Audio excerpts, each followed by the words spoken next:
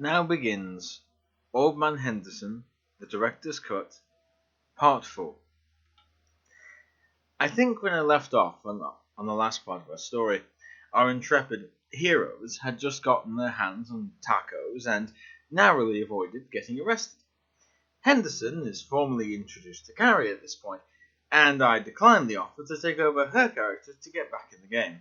I already had a character in mind, and the session was almost over at this point anyway. Henderson, being the responsible adult that he is, takes the kids to Henry's. If you're old enough to kill cultists, you're good to drink, he told them, and grabbed everyone a beer. We got most of the way into an elaborate The Big Lebowski reference when Mike finally asks a question in a tone that suggested irritation. What the hell are you guys talking about? What? I mean, you guys are clearly having a laugh at my expense. I don't mind that, but I'm not getting the joke and it's pissing me off. Dude, Henderson is practically the dude from The Big Lebowski. That can't be accidental. It was. I've never seen the movie. What? I've never seen The Big Lebowski. What the fuck do you mean you've never seen it? Not sure how that can be misinterpreted. I think my uncle mentioned liking it in passing once. The GM agreed to call the evening right there so that he could work on the next part of the game while we dragged our fearless leader to watch what we thought was a fantastic movie. So, at Harry's, they bump into my second to last character, Malcolm Reeves. Malcolm was a soldier who had just gotten discharged from the military after a tour of duty sent him into a nest of monsters. He was diagnosed with schizophrenic hallucinations caused by PTSD and sent home. He overhears Henderson talking about cultists and deformed hell poodles and asks if he can get involved. We move out of the bar as evening begins to set in various degrees of drunk. We start with the building Henderson exploded. Nothing. We go back to the remains of the church Henderson burnt down. Nothing. Same story with the old mansion and the cult meeting we saved Carrie from. Fucking cultists! Henderson yelled dismayed. Not one clue anywhere. Maybe if you didn't burn everything down, we'd have more to work with, Malcolm suggests. We wage a scorched earth sort of war here, kid, Henderson says darkly. But that can wait until we get a lead. Anyone have any ideas? Jimmy, buzz well on its way to wearing off, raises a hand. The internet? What the hell's an internet? And then Henderson learns something new about the world. Seeing as how Carrie and Jimmy's parents wouldn't want a trio of random dudes showing up to use their computers, they do the next most logical thing, break into the library and use the public access lines. Sadly, Google has 0 useful listings under the search Gorham Poodle Fuking Cultists. Disciples of the Yellow King, as Jimmy pointed out, and then corrected Henderson's spelling, had a list of locations and possible meeting times for various groups across the city. There were 10 unmolested locations, and several of them were having meetings this very night. Clearly, the GM wants us back at investigating.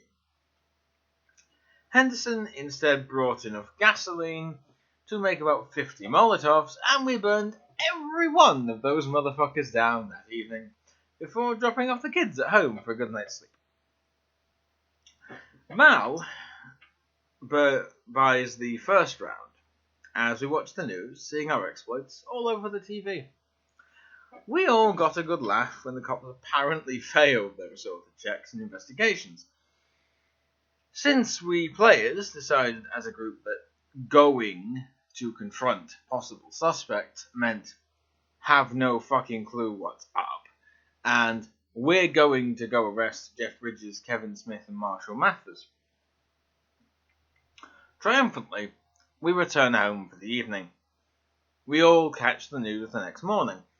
Apparently, people are appalled by the hate crimes against this one religious group in the community, and they send their prayers with them. The head of local cultists thanked the community for their concern and said he had the permission of the local government to gather together and pray for the souls of the departed in the local high school gym. In retrospect, the GM telling us that every living cultist of Hastur would be gathering into one convenient location should have been a hint that it was a trap. Like, one big enough to be visible from fucking space. This is when Henderson had a cunning plan. He was going to go there and talk to the head cultist guy. I tell him it's a fantastic plan, since Will already shared the summoning of the demon thing that Henderson accidentally accomplished with him. So, the new plan, of which Henderson was only vaguely aware, was that Jimmy was going to help the deacon set up a slideshow of all the words of the prayer that he was going to lead. Henderson asked what significance lawn gnomes had in their worship. The deacon, after deducing that he wasn't in fact being mocked, explained that the church was rather neutral on the topic of lawn gnomes. Henderson then kept chasing a line as hard as he could, asking about things like human-gnome relations, whether the gnomes had souls, whether said souled gnomes could theoretically be used as sacrifices to Satan. The deacon then, and I'm quoting the GM here, in the only good line he had in the entire game, gave Henderson a look. A look that can only be summed up as, dude, I fucked a Shoggoth, and you are creeping me out. Jimmy then led Henderson away from the fracas, after he completed his secret mission of changing one of the slides about a third of the way into the show. That evening, the cultists prayed for Hastur. They asked for guidance and protection. They asked that the dead be avenged. They asked that they be allowed to continue serving. Or at least that was the intent. One of the slides had been changed to something more like Alwea al-Cthulhu Fatagan, Kilkilifa al-Is Arakas, Fal Depwa. A horrible tentacle monstrosity per member that was saying the prayer aloud suddenly appeared. The GM assumed that we would crash the show. We chose instead to barricade the doors and leave. After the horrors had ripped apart the cultists, they turned on each other. Soon the hall was left with only the dead and dying, while some stone-cold motherfuckers shot pool across town. However, we didn't account for one thing. Hastur wasn't the only game in town, and a high priest of Cthulhu felt 100 monsters being called into the world in his master's name. He investigates and finds the scene of the crime, and then looks into the earlier summoning performed by Henderson. Gravely insulted by the turn of affairs, he uses sympathetic binding, using little remain of the corpse, to stick a pair of hellhounds on Henderson, before returning to his meditations. When they catch up to him, Will's already gone home, the kids are sleeping, and Henderson's going for a walk with Malcolm. We're in the park, not far from his house, about to part ways, when we hear a horrible snarling noise. Pistols drawn, we get a lucky shot off and kill one of them while the second leaps onto Henderson's face. He throws him off and dodges its second coming. Guess who gets a crit to the fucking throat? Fucking guess. Yep. I'm still bitter that no character other than Simon survived across multiple sessions. So, as the monster kills me, Henderson manages a few solid kicks into it. The summoner, having detected a kill from his beasts, dismissed the survivor, assuming that he got the kill he desired. Henderson calls the cops, and Malcolm was given a small but tasteful funeral at the military's expense. The official police report read it off as a mauling by some dogs that apparently escaped heavily wounded. The surviving party members raised a glass in his name, while you and I are going to diverge from the sad scene. That night, on the way home, I had a terrible premonition. I now wonder, looking back, if this was the same fey mood that took Mike the evening he created Henderson. I lurked forums, I googled strategies, I shared little snippets of my sub-story online while I accumulated knowledge. Henderson was born of madness, and the man's hatred towards blind antagonism. I, on the other hand, turned my eyes toward a magic more solid, practiced, dependable, evil. I delved into deliberate munchkinism for one express purpose: the creation of Simon Breckenridge, British spy. I knew setting out that I would never curb Henderson's madness. I could never hope to match it either. I therefore built Henderson's exact opposite: competent, sane, cunning, his karmic balance, the yin to his yang, his fucking soulmate in plot annihilation. The perfect support character. When utilized properly, a well-made or played support character is a fucking force multiplier for team effectiveness. Since Henderson was already wrecking the campaign harder than anything I could possibly design, I chose to co-op Mike's efforts and make the Henderson situation exponentially worse. Since I've been absent for longer than intended from the whole director's cut thing I've been doing, I'm going to power through the rest of the story tonight. So excuse me while I go slip into something a bit more comfortable and grab a snack. Now,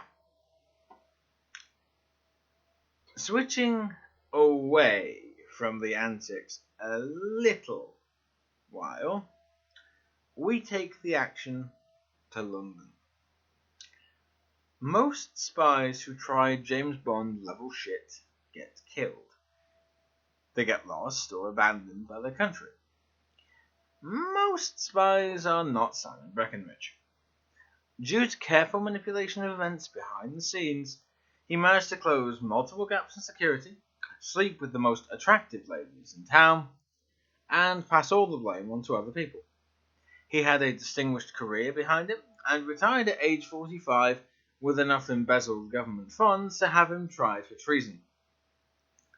Less than a week later, without his spy network in place, his country house is destroyed and he gets back to work trying to figure out who killed his wife. His one lead skips town in a boat, so he goes to America with only one goal in mind: revenge. He knows that he'll have to use local conditions to his advantage, since he's going in blind and without a penny to his name. After all, the Crown could hardly be caught funding a covert operation stateside. I track the yacht and find out where it intends to make landfall. I send a wire back home and discover that it's an influential member of a group known as the Disciples of the Yellow King. Looking around, it's not exactly hard to figure out why he might be interested in this town. Someone apparently declared war on his fucking religion. I decide that finding the group responsible for this would be a wise move, since the enemy of my enemy would make an excellent disposable asset for the given value of friend. Deciding to get up bright and early the next day to search it out, I retire to a pub near my quaint hotel room, intending to sample the local fare. As I walk into Harry's pub, I'm greeted by a pair of people in the midst of a heated argument. I'm telling you, Will, this sort of degenerate activity is what's wrong with this country today. You're fucking crazy, Henderson. Each generation had its thing. You guys had Woodstock. This is just the new thing. Come on. We all know these punks on TV are talentless hacks. The real masters of the craft are dead and gone. I guess that's true enough, assuming you give proper credit to the man. Will, there's no fucking way in any universe that Tupac was better than Biggie. Let's get a second opinion, Will responds, before pointing at Simon. You there, new guy. Yes? Tupac or Biggie? For what, President? I'd rather vote for someone with a sense of pizzazz. What's Liberance doing these days? Henderson smiles. I think I like this guy. Sup, Limey? What brings you across the pond? I'm a secret agent for the Crown. I came here to reenact a James Bond movie and get thrown out under an assumed name. Given your hilariously liberal gun laws, that should take most of my holiday. Which Bond? Connery. The only proper one. Simon notes, a hint of distaste in his voice. Nice. Henderson looks at the TV. Hey, they're talking about us again. Your church? Simon asks, taking mental notes. Victims of jihad? Will responds, taking a sip of beer. Demons summoning cultist bastards. Stole my gnomes too. Why do you reckon they did that anyway? Will asks, turning to his compatriot. Nearest I can guess. Some sort of ritual sacrifice, Henderson responds. By the way, that taxidermist ever finished stuffing that poodle?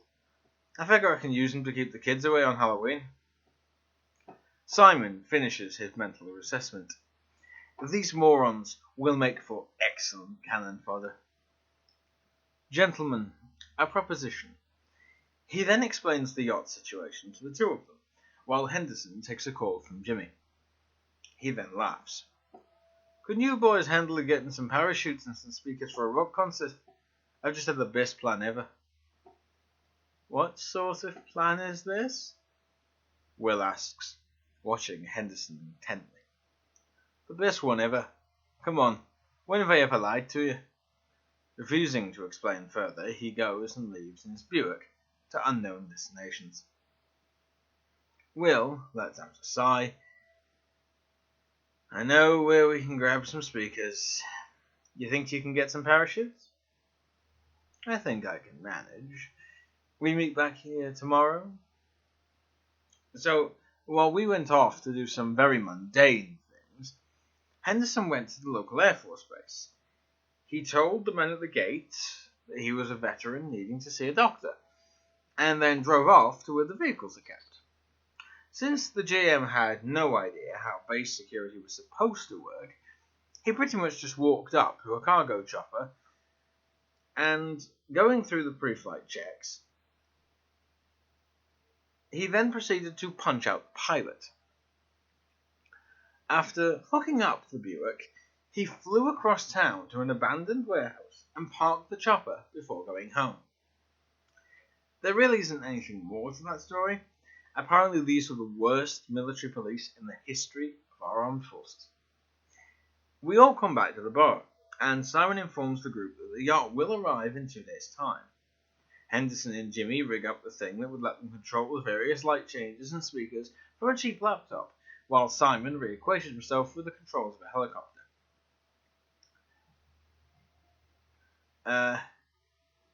If I may, I'm going to now switch perspectives slightly and relay a story that was shared by WHM himself. So, if I may, this is the dropping the yacht incident.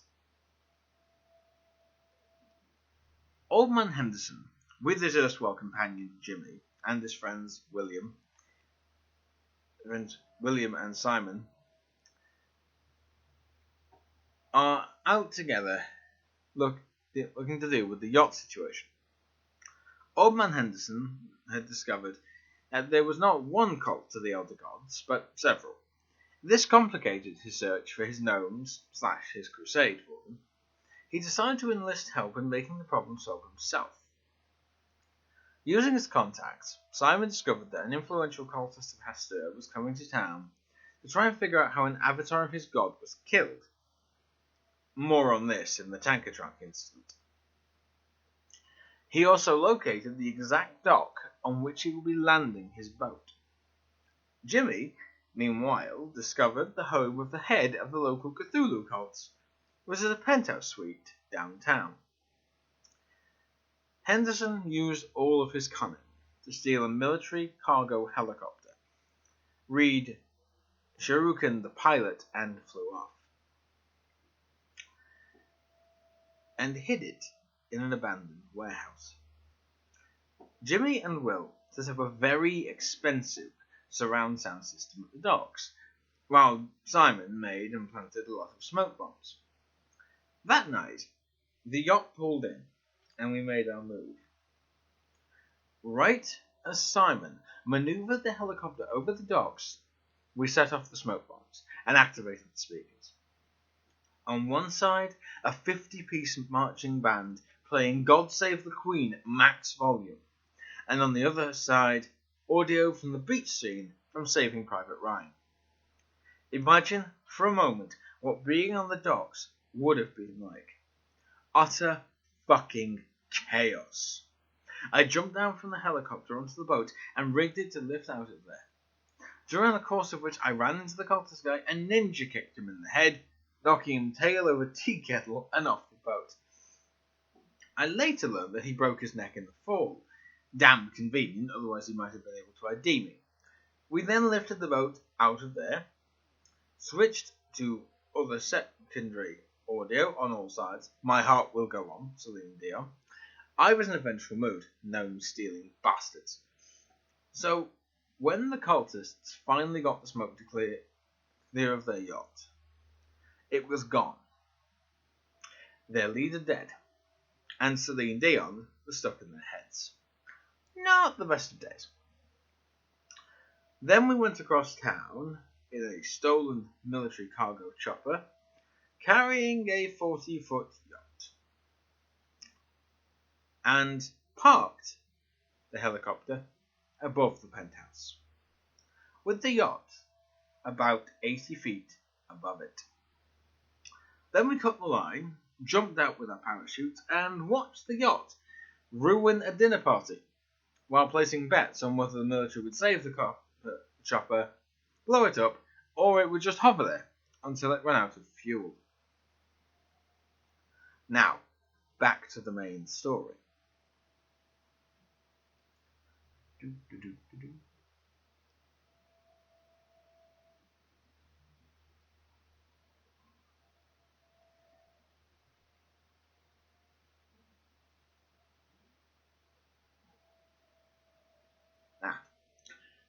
At this point in the game, having dropped the yacht, we are under no illusions as to what was going to happen next. The GM gave up the investigative undertones. We gave up on the disguising of our war. I don't know why, but the GM refused to give us a cop-out. He didn't want to just rage quit and go, rocks fall, everyone dies. The session ended with us dropping a yacht, and we were all walked out of there fully expecting open warfare when we returned to the table. A week later, we met for the last time as a group after months of weekly games. It took Henderson about 3 weeks to completely destroy any semblance of a plot or long-term goal. All that matters at this point was that our deaths were long, glorious, and brutal. Ironically, it was the first time we all arrived at the table with the same expectations and enthusiasm. Mike wanted to see Henderson die, and the GM wanted to kill him. I wanted Simon to draw it out as long as possible. John wanted to see Will continue to give zero fucks. In a way, we all succeeded in our respective goals. The game picks up about 3 days after the dropping of the yacht. The remaining cultists begin to kill each other in open warfare, and the police and federal investigators are all flipping their shit over the blatantly wizardry happening. In the midst of it all, we're hitting high priority targets and wreaking as much havoc as possible. The Buick is sacrificed as a car bomb to wipe out a police station filled with shoggoths. We manage to briefly steal a tank from the National Guard and drive it right through a bunch of zombies in a shopping mall. Henderson updates his outfit, swapping a Hawaiian shirt for a leather jacket, the back of which is emblazoned with a gnome wearing aviators and throbbing up the horns. He also dons a regular pair of grey cargo pants, since he would have more pockets then. Simon put on a tuxedo and refused to take it off, while Will donned a Flogging Molly t-shirt and utility kilt. Jimmy and Carrie couldn't update their costumes, sadly. Their players were pulled out of the game at this point by Jimmy's parents in the real world, since they insisted on dragging him to some movie. We decided that meant that Henderson made Jimmy get the hell out of Dodge, commanding him to continue the good fight if it came to that. We went back to the abandoned hockey stadium we were using as a base, and loaded him up so he'd get out safe, and then dropped him near a military evac zone where he met his family. We raided an Applebee's to get some food supplies, and then hit a hardware store along the way. On the way back, we find out the bad guys have realised we are the cause of all their problems, and are about to launch a coordinated strike against us. They breach the military line between us and them, and start to pour after us like a black sea of unthinkable horrors. Along the way, they started to reanimate the dead and dying on both sides to join their charge. We managed to stay half a step ahead of them all the way back home, occasionally taking a detour through a place like an abandoned shopping mall or the home and garden centre at Lowe's. We get back, and then Henderson lifts up a gnome from the back of the truck. He smiles and then sets it down before turning to us and saying, "Gentlemen, it's been a pleasure." And with that, he made his way to the rink. We all knew that this was a last stand scenario, and started barricading the doors. We managed to get 3 of the 4 exits, almost unbeatable, but the 4th one was broken open when Will and I got to it. Simon told him to go and make sure he took as many with him as he could before walking into the mass to rejoin his wife. Will stole a Zamboni out of storage and set a new high score on running over zombies and throwing ammo and such to Henderson. When he died, they were forced to go over the machine he left to get onto the ice, where Henderson was waiting for them. He managed to kill a shitload of them, and then he saw they managed to get rid of Will's impromptu barricade. As if on cue, all 3 of the still locked entrances explode open, and a horde, seemingly without number, comes in. Henderson smiled and called Hastur forward into the world and set the timers. As Henderson stepped forward, he got a rather unusual greeting. "Oh, Canada, our home and native land, true patriot love in all thy sons command. With glowing hearts we see thee rise, the true North strong and free." The King in Yellow pauses, while Mike apparently hits the limit of the internal clock he's been ticking in his head. "Alright, we win."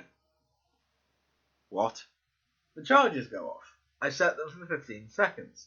I needed to make sure he had enough time to arrive, but not enough time to actually arrive." "What?"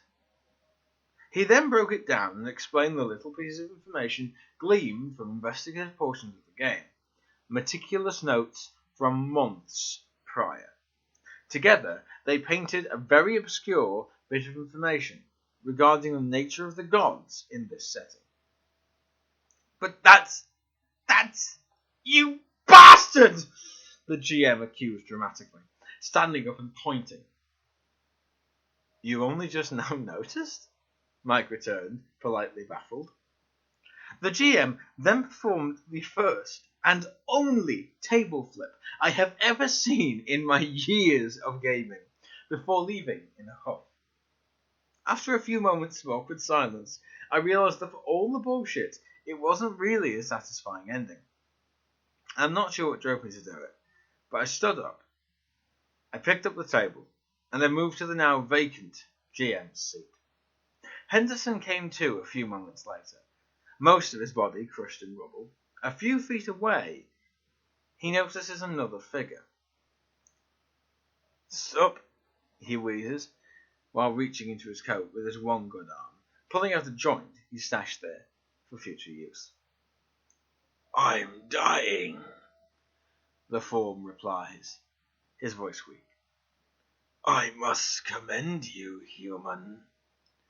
I did not think you capable of such a task."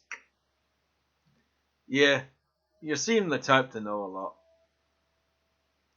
Something I learned early in life is that no one expects a sucker punch from someone they underestimate." He then lights up his slip, smile. "True," the form responds. "You know, I've been following you. You know I never took your nose." "Fuck, really? Well, now I feel like I might have overreacted a bit," he says with a cough. He then passes the blunt to Hastur, who, after only a moment's hesitation, accepts. "You apparently gave them up for a charity auction," he informs him. "You know, I figured out everything but one little detail. Mind if I ask you a question?" "Shoot." "Is Henderson your first or last name?" "Man, I've got no fucking idea." Laughing, the man and the mad god died together moments later. Henderson's body was dragged from the rubble 2 days afterwards, and only Jimmy and Carrie and some old preacher man cared enough to attend his funeral. To clarify in further detail, Henderson asked for them to not waste money on a corpse. His exact words were to toss me in an old sack or something and send me to the dump. Ain't nobody gonna mourn me or give two shits I even live. Jimmy opted to get him a rather nice coffin and pay for his funeral, even if there were only the two of them there to mourn. It amounted to nothing, but I felt oddly touched that he felt obligated to make the gesture. Will was buried nearby, since they were apparently friends in life and he didn't have much in the world after his bar burnt down.